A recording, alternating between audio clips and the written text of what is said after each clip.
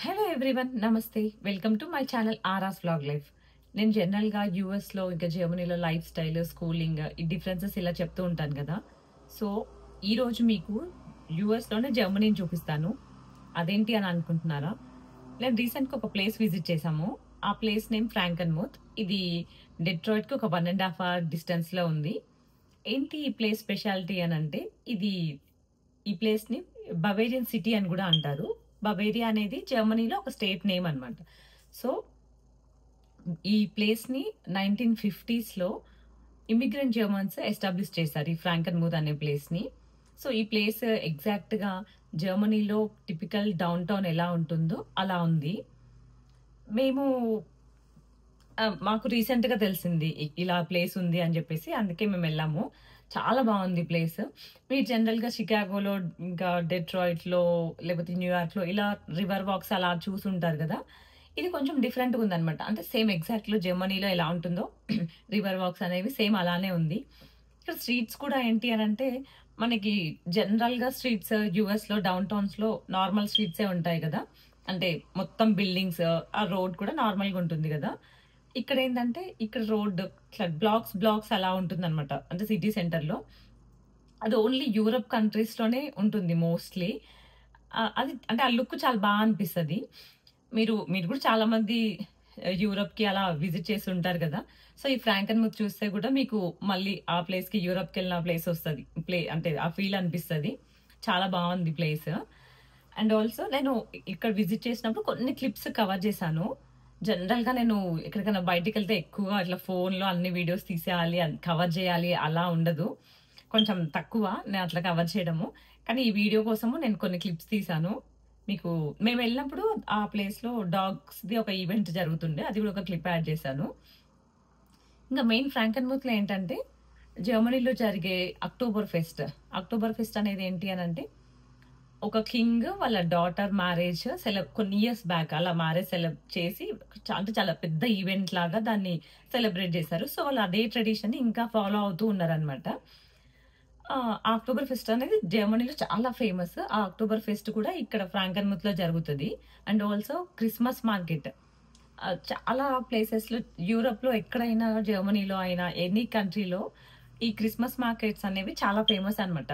డిసెంబర్లో చాలా బాగా ఉంటుంది. అన్ని స్టాల్స్ పెట్టి బాగుంటుంది. అది సిటీ సెంటర్లో, అంటే డౌన్ టౌన్లో జరుగుతుందా ఈ ఈవెంట్స్. సేమ్ ఇది కూడా వీళ్ళు ఇక్కడ ఫ్రాంకన్ముత్లో సెలబ్రేట్ చేస్తారు. అది డిసెంబర్లో అలా జరుగుతుంది.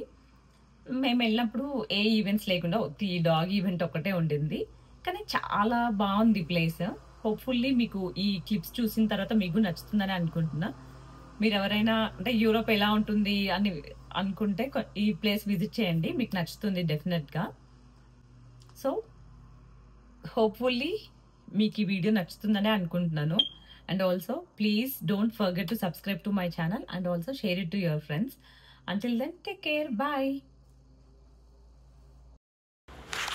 ఆల్మోస్ట్ మేము రీచ్ అయిపోయాము ఫ్రాంకన్ముత్కి. ఇక్కడ విల్కొమెన్ అని చెప్పేసి రాస్తుంది కదా, అది జర్మన్లో రాస్తుంది. విల్కొమెన్ అంటే వెల్కమ్ అని చెప్పేసి.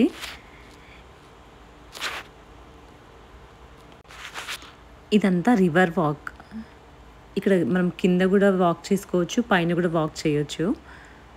జనరల్గా ఇక్కడ న్యూయార్క్లో అయినా ఎక్కడ ఇలా ఉండదు. కొంచెం డిఫరెంట్గా ఉంది కదా ఈ ప్లేస్లో.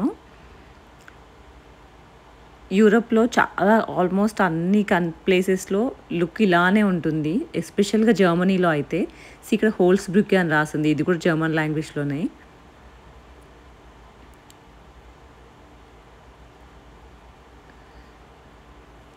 జర్మనీలో ఒక స్మాల్ టౌన్లో ఎలా ఉంటుందో ఈ వ్యూ అంతా అలానే ఉంది. ఇక్కడ ఒక చిన్న వాటర్ ఫాల్ కూడా ఉంది. ఇది చాలా బాగుంది.